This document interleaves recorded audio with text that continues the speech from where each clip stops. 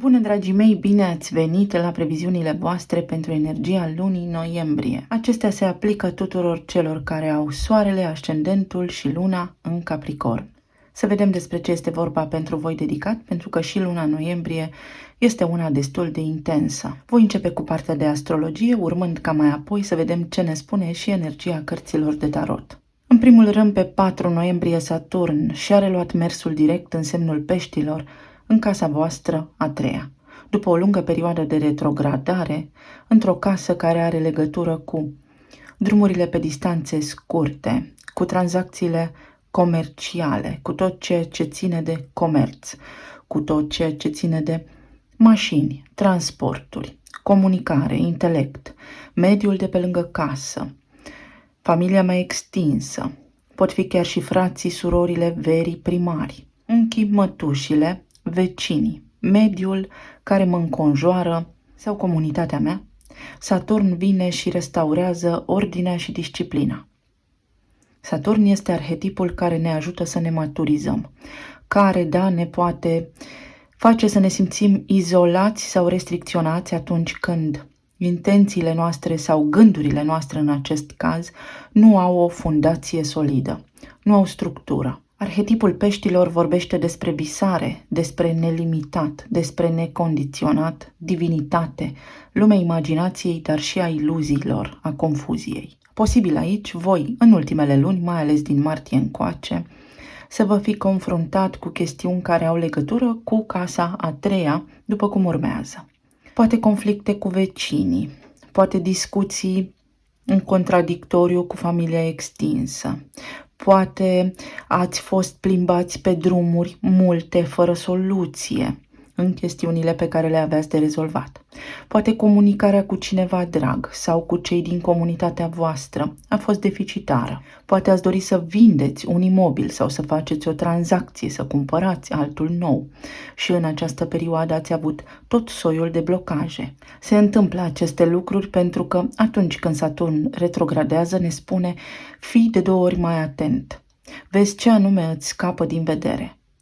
De ce? Pentru că aici se regăsește și Neptun, care este guvernatorul peștilor și care ne împinge către visare, către a face lucrurile intuitiv, foarte adevărat, dar de multe ori fără o structură solidă sau fără un raționament pragmatic în spate. În acest context astral, în acest moment, Saturn ne ajută să ne reluăm înapoi puterea, să devenim responsabili sau să facem lucrurile cu o mai mare atenție pe detaliu, procedural corect. Dacă aveți nevoie să faceți în următoarea perioadă tranzacții sau ceva anume în legătură cu chestiunile pe care le-am enumerat, Saturn vă spune pas cu pas, de la zi la zi vei afla cum sau va fi mai bine. Nu este timp pentru zăbavă, dar nici pentru visare. Este un moment foarte bun în viața voastră să tratați lucrurile cu maturitate și cu obiectivitate. Pe 8 noiembrie, Venus, planeta iubirii, a banilor, a stimei de sine, intră în semnul balanței, semn pe care îl și guvernează, în casa planetei Saturn, în casa a 10-a. Această casă are legătură cu scena publică, este locul vizibil din harta noastră astrologică și vorbește despre profesia noastră, despre cariera noastră, despre chemarea sufletului nostru sau menirea noastră aici pe pământ, despre faimă, renume, prestigiu, despre numele meu. Venus este o forță magnetică care atrage venituri financiare, atrage iubire, atrage faimă, atrage lucruri bune în viața noastră. Balanța este semnul relațiilor conștiente 1 la 1, cu partenerul meu de viață, cu ai mei clienți, cu ai mei parteneri de afaceri sau cu cei mai buni prieteni ai mei. În acest context, pentru unii dintre voi poate însemna un nou parteneriat, cu cineva drag, cu cineva în care aveți încredere, pentru a porni către o nouă direcție profesională, către o nouă afacere. Pentru alții dintre voi poate apărea prin intermediul profesiei voastre un nou partener de viață. În cazul în care vă întâlniți cu cineva de la locul de muncă, această relație poate trece la următorul nivel. Alții dintre voi puteți întâlni pe cineva acum care are legătură cu profesia voastră sau prin intermediul profesiei sale. Pentru alții dintre voi, pentru că vorbim despre partea financiară a vieții în care trăim, poate însemna creștere salarială, financiară. Urcăm în carieră. Semnăm noi contracte de muncă sau semnăm noi contracte de colaborare care ne aduc venituri în plus. Pe 10, planeta intelectului Mercur intră în casa a 12-a în semnul Săgetătorului. Mercur este felul în care noi gândim și în care noi comunicăm. Săgetătorul este un semn al înțelepciunii, al legii, al drumurilor pe distanțe lungi, al străinătății, al interacțiunii cu oameni care nu sunt în țara în care eu locuiesc sau de aceeași naționalitate cu voi. Săgetătorul vorbește despre a vedea imaginea de ansamblu, iar Mercur aici, într-o casă care vorbește despre izolare, despre lucruri știute doar de voi, într-o casă a karmei colective, într-o casă a inconștientului colectiv, vine și aprinde lumina. Uite ce se întâmplă la nivel colectiv în lumea în care trăim și cum te poate influența pe tine în mod direct ca parte din întreg. Aici vorbim despre locul în care noi ne retragem să ne odihnim sau despre zona în care putem fi sinceri cu noi înșine. Este subconștientul nostru din care putem extrage ori de câte ori suntem în căutarea sinelui informații valoroase pentru evoluție și pentru dezvoltare personală. Acum aveți acces la subconștientul vostru, la baza voastră de date încă din perioada intrauterină pentru a putea lua deciziile corecte în viața voastră, pentru a nu fi puși în fața unor fapte împlinite, pentru a nu fi surprinși de viață, să spunem. Aveți vizibilitate deplină și această energie vă îndeamnă să fiți înțelepți în abordarea tuturor lucrurilor cu care voi v-ați putea confrunta în perioada ce urmează. Pe 13 noiembrie vom avea parte de o frumoasă lună nouă în Scorpion în casa a 11-a. Casa 11-a are legătură cu grupurile sociale din care fac parte, cu prietenii cei mai buni, cu idealurile mele înalte, cu rețelele de oameni la care mă pot conecta, cu viitorul meu. O lună nouă spune noi angajamente. Intru într-un nou grup de prieteni, noi idealuri, un nou viitor. Acum încep să-l clădesc, iar Scorpionul spune, desigur, însă înainte trebuie să renunți la ceva. Scorpionul este cel care ne ajută să ne regenerăm, să ne transformăm și să ne vindecăm fricile, traumele, lucrurile la care nu vrem să ne uităm pentru că ne dor. Însă odată integrate le transformăm în aliați de nădejde, asul din mânecă. În acest context, pe o dată de 13, care înseamnă din nou moartea în tarot, iau decizia, îmi trasez intenția pentru o nouă direcție în viața mea, pentru un viitor mai bun. Trebuie să fiu atent la toate elementele din viața mea care mă încurcă sau la ce anume nu fac bine. Pentru că în opoziție, în casa a 5-a, se regăsește semnul Taurului, unde este Uranus. Aici, în casa 11-a, în Scorpion, se vor regăsi Marte și Soarele, într-o conjuncție cu luna nouă, în opoziție cu planeta Uranus din semnul Taurului, care vorbește despre confort. Casa 5 are legătură cu copiii, are legătură cu copilul interior, cum mă simt eu acum în viața de adult în funcție de traumele mele din copilărie, ce mă bucură cu adevărat, sau iubirea, romanța, de asemenea și riscul. În acest context, cu această opoziție dintre aceste planete și acest dans foarte puternic dintre ele, puteți lua o decizie care să vă avantajeze pe termen lung, dar este necesar să faceți acele lucruri pe care de obicei nu doriți să le faceți sau să conștientizați acele informații despre voi înșivă care vă sunt necunoscute sau de la care de obicei întoarceți capul pentru că este dureros. Dacă vă doriți un viitor mai bun, acesta este momentul să vă trasați intenția. Poate vă îndrăgostiți de cineva surprinzător, pentru că asta spune Uranus, care vă scoate din zona de confort și trebuie să aveți încredere să mergeți cu fluxul energetic pentru că este de bun augur.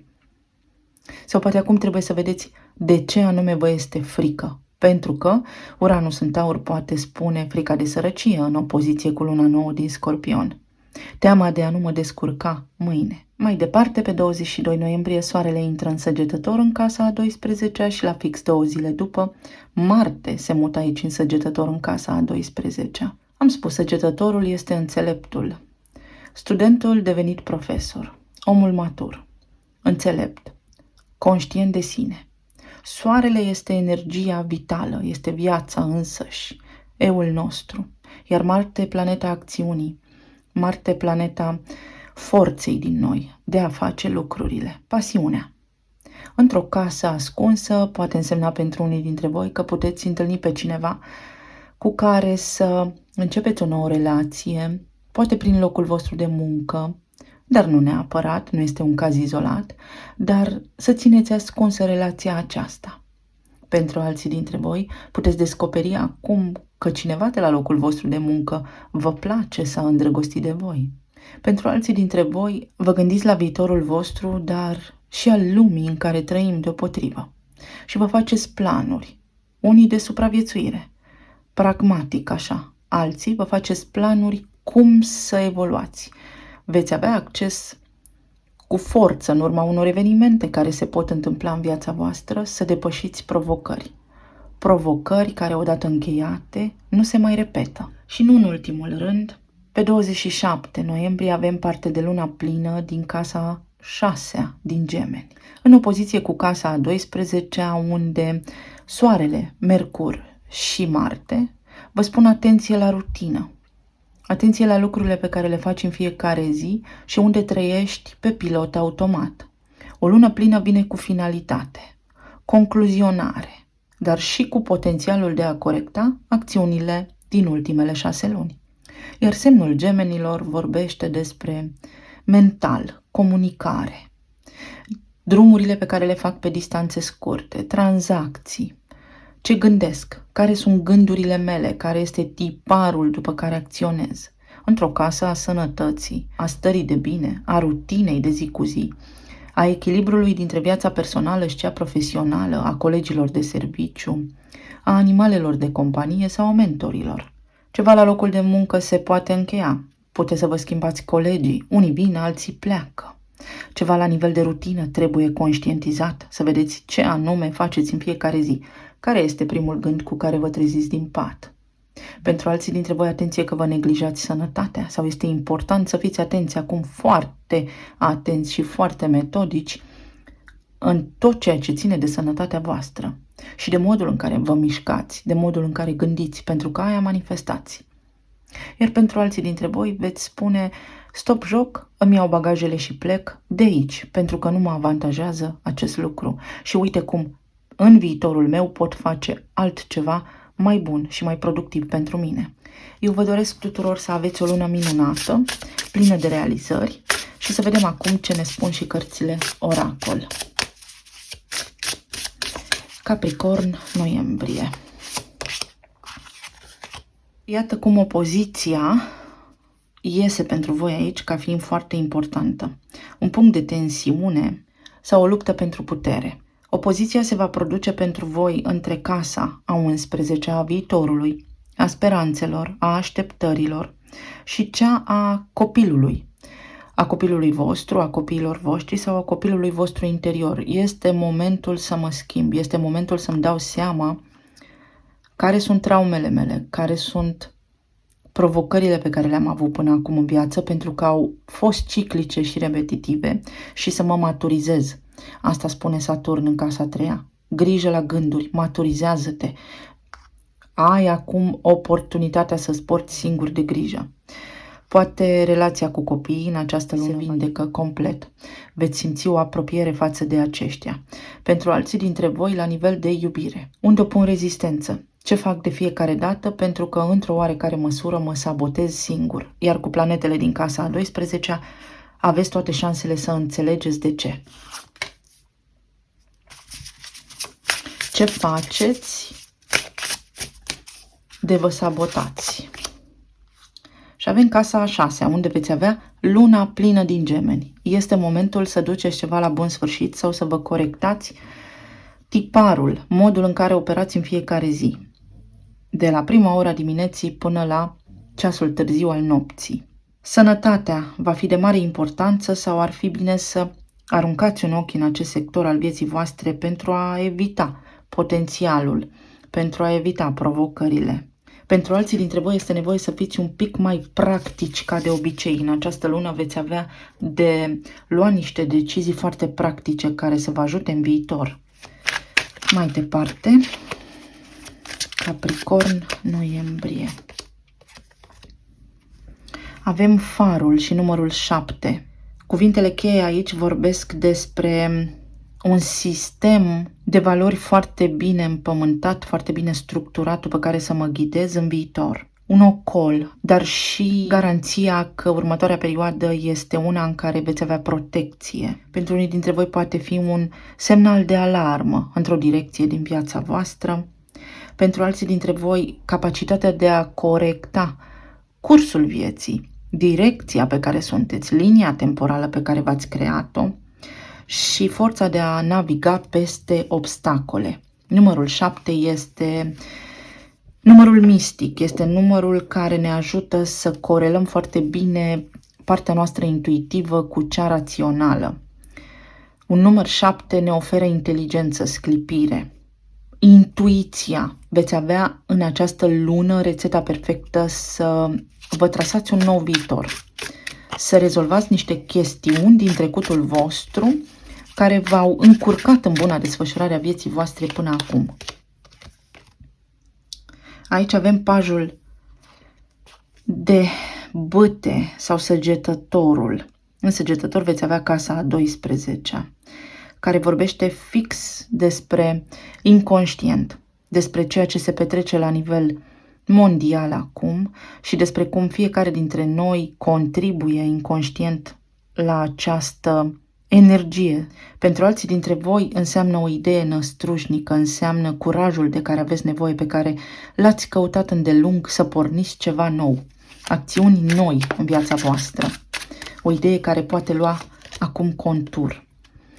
Aici avem sicriul, numărul 8, al lui Saturn, karma, moarte, transformare, inconștientul care devine conștient, amintiri pe care nu știam că le am, informații de care acum îmi amintesc, care mă ajută. Închei niște capitole importante din viața mea, vindec niște provocări puternice din viața mea și las în urmă ce nu mi mai servește. Este o lună a renunțărilor pentru voi, nu neapărat să renunțați la cineva anume, ci la tipare, la un mod de a fi, la un mod de a gândi. Și aici avem gâștele. Pornesc într-o misiune a echilibrului. Numărul 14 vorbește despre o apariție publică încântătoare pentru ceilalți. Veți fi apreciați, veți urca în rang, în funcție, dacă asta vă doriți. Pentru alții dintre voi înseamnă relocare, planuri de viitor în altă țară, ceva ce știți doar voi, să începeți să vă documentați. Pentru alții dintre voi înseamnă echipă, coechipieri. Îmi găsesc comunitatea. Iată cum luna nouă din Scorpion din casa 11 vorbește despre a mă afilia unui grup de oameni, unei comunități, unei rețele de oameni pentru a fi în siguranță în viitor. Și încredere, ciclicitate. Este o lună spirituală pentru voi, să știți. Este o lună plină de lucruri foarte importante de care să țineți cont. Nu este de ignorat luna noiembrie, nici de voi, nici de nimeni altcineva, pentru că acea conjuncție dintre Soare și planeta Marte în Scorpion înseamnă ceva foarte profund, despre care sper să am timp să vorbesc în alt clip. Capricorn, relații, plan material, emoțional.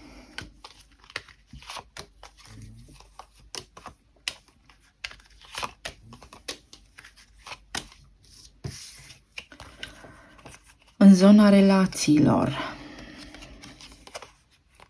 uite, veți fi foarte pașnici, foarte liniștiți, vă găsiți liniștea în această lună sau cel puțin veți gândi voi cu mintea mai limpede. Și înalta preoteasă a apărut în poziție întoarsă, nu sunteți atenți la intuiția voastră și cavalerul de bâte a apărut așa. Pentru cei care sunteți singuri, Aveți oportunitatea să întâlniți pe cineva sau ați întâlnit deja pe cineva, dar nu vă ascultați intuiția.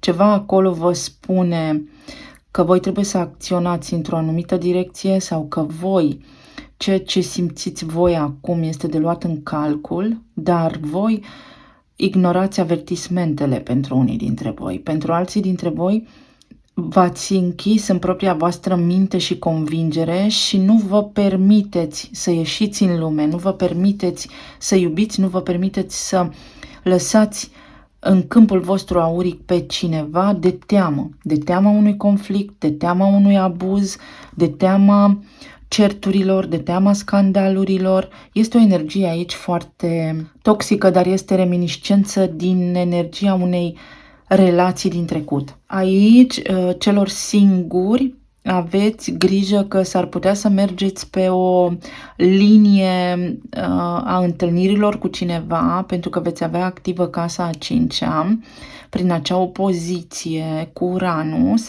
care implică foarte multă sexualitate, foarte mult ideea de aventură de o noapte. Să fiți atenți în această direcție, pentru că puteți evita o viitoare suferință.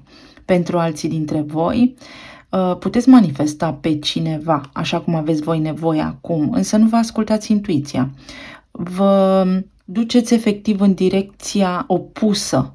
Vă împotriviți curentului, înnotați în sensul opus. Energia vă arată și vă îndrumă într-o direcție, iar voi opuneți rezistență. Pentru cei care sunteți în relații deja solide, deja existente, veți lăsa deoparte certurile și orgoliul în această lună, veți avea parte de niște evenimente care vă ajută, vedeți, să porniți ceva nou. Fie voi, fie partenerii voștri, fie voi împreună, veți îngropa securea războiului, veți spune este momentul să vindecăm, este momentul să facem niște lucruri importante pentru noi în casa noastră sau în relația noastră. Pentru că ați fost foarte mult pe drumuri, unii dintre voi posibil să fi lucrat atât de mult încât vă vedeați foarte puțin seara acasă sau aproape deloc să lucrați în ture diferite. Pentru alții dintre voi, dacă partenerii voștri nu au un loc de muncă în această lună, posibil să își găsească, sau dacă voi aveați o provocare emoțională în legătură cu un loc de muncă, acesta să fi fost mărul discordiei, în această lună puteți aplana acel conflict pentru că aveți putere să manifestați ce vă doriți.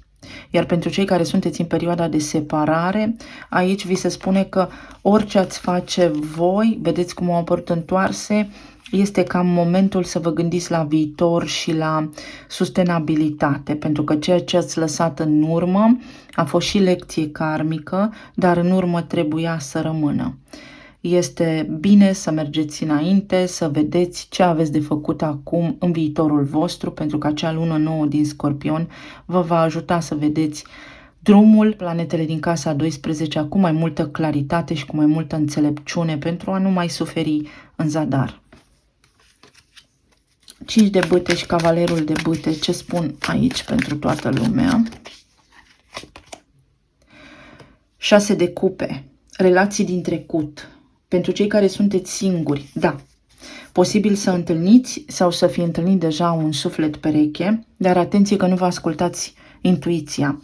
Acest suflet pereche poate fi minunat iubirea vieții voastre sau poate fi o relație karmică și voi deja să fi intrat într-un joc karmic fără să vă dați seama. În alta preoteasă a apărut în poziție întoarsă, fapt care spune că nu vă ascultați intuiția. Pentru alții dintre voi, dacă nu ați cunoscut încă această persoană, posibil în această lună, urmându-vă voi intuiția, îndepărtând din viața voastră tiparul vechi, puteți întâlni un suflet pereche alături de care să începeți un viitor, o relație viitoare, să intrați într-o comunitate nouă și să vă fie bine. Pentru cei care sunteți în relații deja stabile și voi sunteți aici alături de un suflet pereche, atenție, suflet pereche nu înseamnă iubirea vieții noastre, înseamnă oameni cu care noi am mai avut interacțiuni în alte vieți sau pe alte linii temporale existente. Toate aceste lucruri pot fi înțelese doar de noi înșine în urma interacțiunilor dintre voi și ei.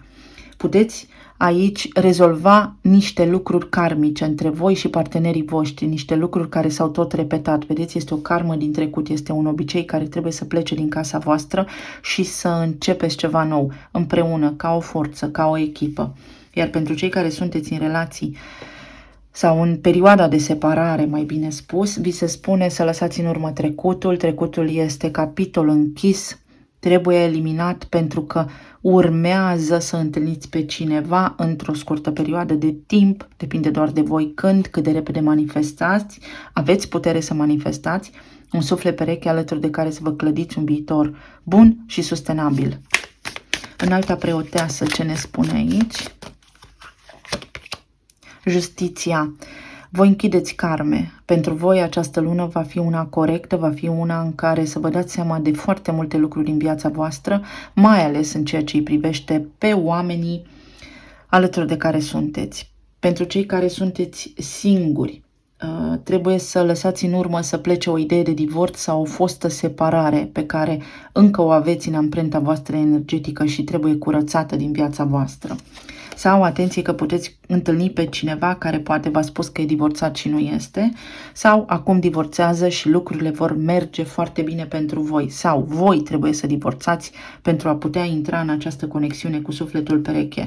Pentru alții dintre voi se închid niște karme, achitați o karmă, cineva plătește o karmă, se întâmplă niște lucruri bune aici pentru voi, pentru un viitor mai bun. Cei care sunteți în relații deja stabile, cei care doriți să divorțați sau care ați avut provocări, certuri, energia vă spune, mai uită-te odată. Asigură-te cu Saturn acolo în casa a treia că ceea ce gândești, ceea ce spui este corect și că asta îți dorești. Fii matur. Nu este momentul să fii copleșit. Fii matur, pentru că poți lua decizii irațional cu acea opoziție care se va întâmpla în casa a cincea ca un copil și ulterior să regreți. Iar pentru alții dintre voi, vi se spune că în această lună se echilibrează balanța, că va fi mai multă pace și armonie în casa voastră.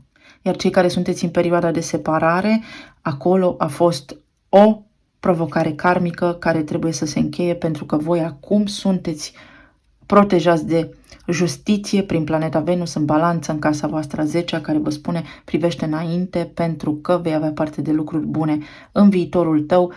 Există acest potențial de iubire cu altcineva. Și magicianul, 8 de cupe. Toate lucrurile din relațiile voastre se vor desfășura în funcție de vibrația voastră interioară, să știți. Cei care sunteți singuri trebuie să vă detașați de trecut, de ce s-a întâmplat acolo. Să lăsați pierderile în urmă, să nu vă mai raportați la trecut și să faceți comparație cu prezentul sau cu ceea ce ar putea veni în viitor. Pentru cei care sunteți în relații deja, trebuie să lăsați de la voi, undeva să încercați să vedeți durerea voastră, durerea partenerului vostru și să încercați să discutați despre asta pentru a ajunge la un numitor comun, pentru că aici este o ușoară dezbinare, o ușoară deconectare, întoarcerea la suflet. Iar pentru cei care sunteți în relații de separare, este momentul să mergeți înainte. Trecutul este capitol închis. Relații Capricorn, noiembrie. Avem întâlnire. Să mergem la o întâlnire nouă. Cei singuri, întâlniți pe cineva. În viitorul vostru, azi, mâine, poimâine, când aveți voi puterea de a manifesta, când vibrația voastră interioară se potrivește unul la unul cu cea a omului predestinat, să-i spunem vouă, a acestui suflet pereche. Pentru cei care sunteți în relații deja stabilite, voi v-ați pierdut aici din bucuria vieții și este momentul să vă recăpătați prin a vă reconecta ca de la suflet la suflet cu partenerii voștri. Casa a 5-a vorbește despre bucuria sufletului nostru și acolo Uranus în opoziție cu Marte și cu Soarele în viitor spune, vezi că aici se pierde puțin câte ceva. Este un ciocan aici care dărâmă puțin câte puțin baza, fundația relației tale și tu nu-ți dai seama.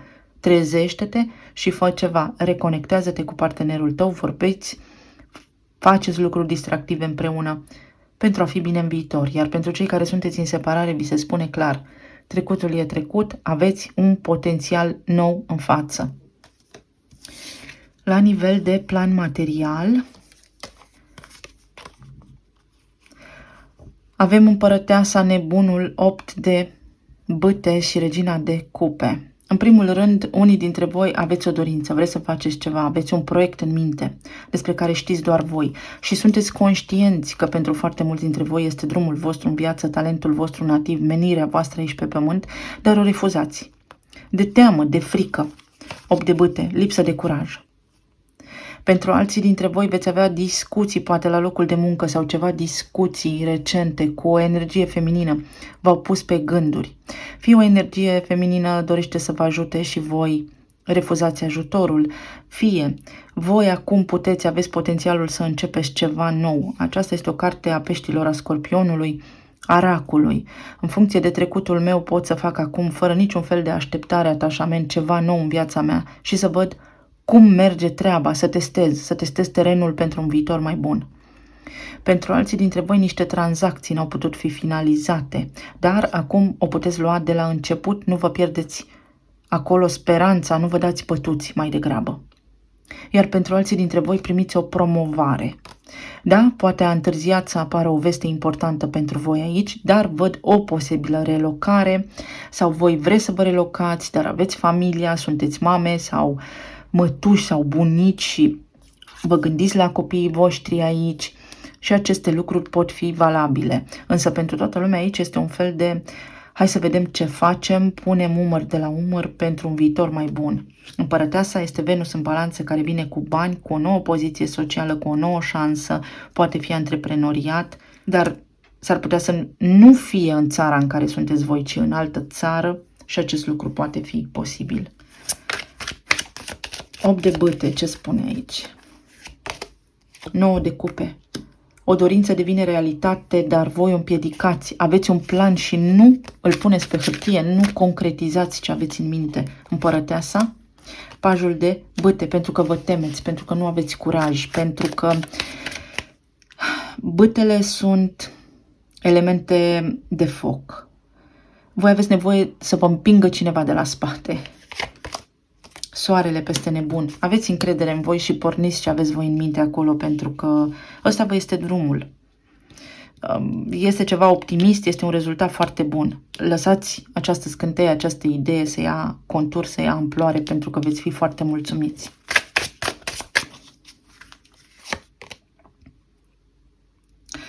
Evaluarea performanței din ultimele 6 luni, să spunem, cu acea lună plină acolo în Gemeni. Unii dintre voi veți trage linie și veți spune, aici la serviciu se întâmplă 1, 2, 3, ce fac? Stau sau plec?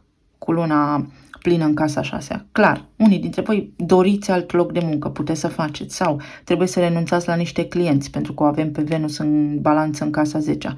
Din nou, puteți să faceți chestia asta, vreți mai mulți bani.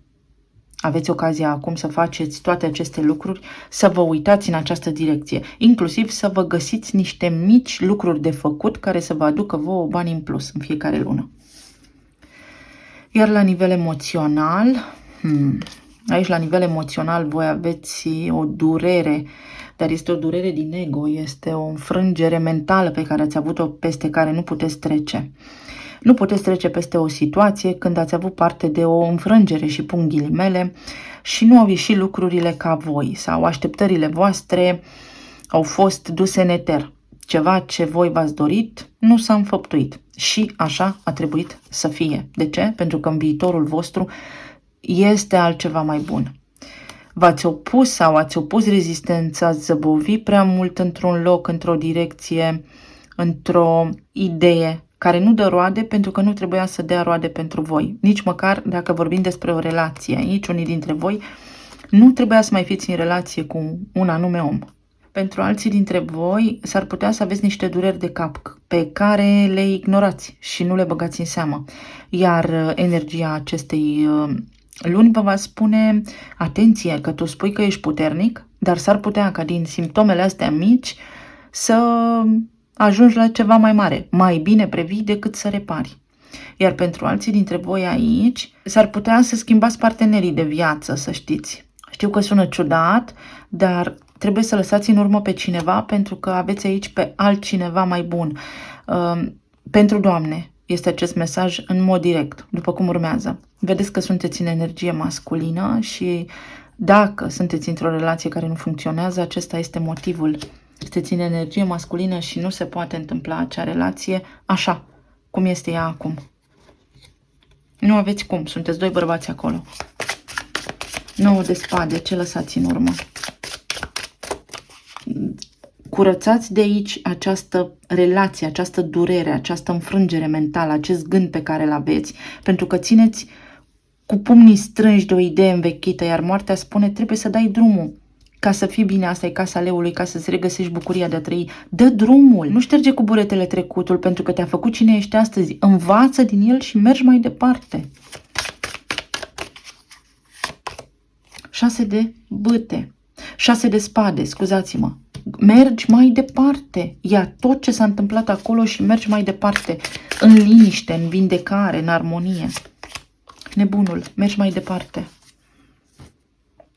Iar alții dintre voi, o simplă vizită la doctor vă ajută să vă liniștiți sufletul. Să fiți atenți la casa voastră a 6-a. Unii dintre voi veți încheia ceva la serviciu. Fie pleacă niște colegi, fie este important să vă schimbați stilul de viață, să țineți un regim alimentar sau să vă schimbați locul de muncă.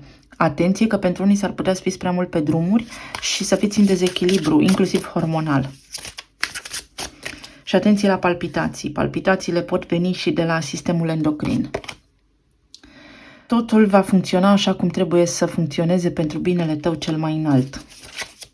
Îngrijorarea nu și are locul aici pentru voi în luna noiembrie. În următoarele zile, noi vom spune în următoarea lună, vei vedea schimbări. Uite, vei avea ajutor, vei putea întâlni pe cineva sau trebuie să închei ceva în următoarele zile, să faci o schimbare. De îndată ce spui tare, este ca și manifestat dacă ai încredere și spui cu sinceritate. Talismanele.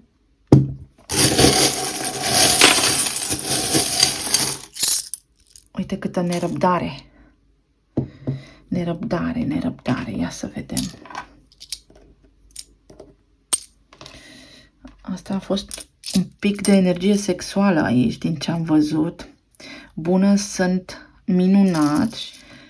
Și aici este Jupiter în casa 12. S-ar putea unii dintre voi să aveți o idilă secretă cu cineva, dar atenție, vedeți că este un stilou aici, să nu fie un contract karmic. Deci doar atenție, să fiți conștienți de lucrurile pe care le faceți. Pentru alții dintre voi, uite, provocări cu mașina, Saturn în casa 3, acolo s-ar putea să fie provocări cu mașina sau cu mijloacele de transport, să fi fost voi mereu pe drumuri, dar acum rezolvați niște lucruri. Alții dintre voi puteți cunoaște pe cineva minunat în viața voastră. Aici avem o pianină. Trebuie să învățați ceva care durează. Sunteți într-un proces evolutiv și trebuie să vă uitați la toate etapele. Uite, aici avem Statele Unite sau să intrați într-o comunitate, să vă afiliați unui grup de oameni pentru viitorul vostru, o călătorie sau o posibilă relocare. Aveți voi aici în gând? Ficatul, furie, dar de asemenea și toxine, dezechilibru. Ficatul are legătură cu casa a 6, unde voi veți avea luna plină. Atenție la ficat, atenție la toxine, atenție la furie. Uite, vă displace o decizie, un eveniment care s-a întâmplat în viața voastră, vă displace, ați încercat voi să reparați ceva, dar ați rămas cu furia, nu se poate repara ceva acolo, puteți alchimiza, puteți lăsa lucrurile să se întâmple. Uite, unii dintre voi, vedeți, cunoașteți un suflet pereche, este ADN-ul și delfinii, din altă viață, din alte spații, din alte timpuri. Pentru alții dintre voi, o vizită la medic, un medic care poate să nu fie de aceeași naționalitate cu voi, sau o călătorie vă face bine și vă vindecă. Aveți nevoie de vacanță.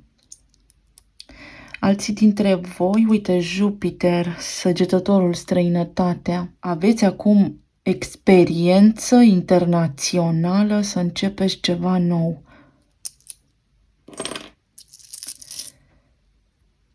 Nu deodată, ci cântărit, matur, ponderat, pas cu pas. Pas cu pas lucrurile vor lua amploare, pas cu pas veți vedea rezultate. Aveți tot ce vă trebuie, aveți chintă royală. mână bună, as în mânecă, să faceți schimbări în viața voastră precum vă doriți voi. Un aparat electrocasnic s-ar putea să vă dea bătaie de cap aici sau primiți niște vești, cântăriți bine sau niște cheltuieli pe care le faceți. Faceți-vă planul bun. Uite, aveți protecție, vedeți? În această lună, din nou, o claviatură. Puteți să vă și distrați, unii dintre voi munciți cam mult, vă distrați cam puțin, dar uite, o călătorie, o deplasare, o bucurie, o ieșire în oraș. Aveți nevoie să vă relaxați mintea, să știți, uite, să vă bucurați. Vedeți? Pe de o parte lucrez mult și pe de cealaltă parte mi se spune trebuie să fie egalitate, echilibru și să lucrăm, să ne și relaxăm. Din nou, o serată la clar de lună, o invitație în oraș, poate ceva ce are legătură cu toamna. Vedeți că roșu înseamnă și sexualitate, atenție în aceste zone, pentru că aici, uite, este luna este feminitate, fertilitate. Cheia sol, uite, liniște, aveți nevoie de bucurie. Dragii mei capricorni, bucurie și voie bună, vedeți? Alții dintre voi, atenție la sănătate, vă scapă ceva din vedere sau la orice mic simptom ar trebui să vă gândiți de ce, de unde vine și ce fac cu el, cum îl tratez. Aici avem Moș Crăciun și un căluț, bâtele. Bucurie până de Crăciun, ceva ce se întâmplă sau uite pentru sărbători să vă rezervați o vacanță sau faceți o călătorie, cineva vă vizitează și vă va bucura foarte mult, cineva vă face un cadou. Uite, aici avem un trandafir și o coadă de pește. Saturn acolo, în zona comunicării, nu prea v-a lăsat să comunicați în relațiile voastre de iubire sau a fost foarte multă confuzie și acum se lămuresc niște chestiuni care vă bucură. Vă convingeți că ceea ce cineva spune este adevărat sau vă convingeți de caracterul unui om în această lună. Aici aveți un sac de bani, Venus în casa 10 în balanță, spune da, creștere financiară, îmi merge bine. Și aici avem inițialele CGIMN. O cină, o discuție care vă bucură. Este al meu. Încheiați un contract sau în sfârșit știți ce vreți să faceți. În altă ordine de idei, cunoașteți pe cineva. Alții dintre voi aveți un câștig de cauză, un cufăr cu bani. Pentru alții dintre voi este momentul să spuneți gata, nimic, nu mai vreau nimic, vreau să am grijă de mine și să încep o nouă viață. Atenție la provocări cu alcoolul, atenție la alcool. Alcoolul nu este bun, sub nicio formă, nici măcar un pahar, alterează conștiința omului. Atenție la oameni de altă naționalitate cu voi, unii dintre voi, la oameni care au mai multă melanină în piele. Alții dintre voi aveți nevoie de un control la medic, de rutină. Alții dintre voi, vedeți, sunteți în energie masculină. Doamnelor, atenție la acest aspect, pentru că vă dezechilibrați hormonal. Alții dintre voi, atenție la digestie. Uite, un avion. Un avion de luptă. Este momentul să nu mai luptați, vedeți aici, să vă eliberați, să vedeți așa de sus lucrurile. Iar alții dintre voi aveți nevoie de mișcare. Mișcare, dar mișcare de gimnastică, mișcarea corpului, nu să merg dintr-un loc într-altul. Mișcare reală. Eu vă mulțumesc tuturor, să aveți o lună minunată, să fiți bine, sănătoși și iubiți și să ne reauzim cu bine data viitoare. Pa, pa!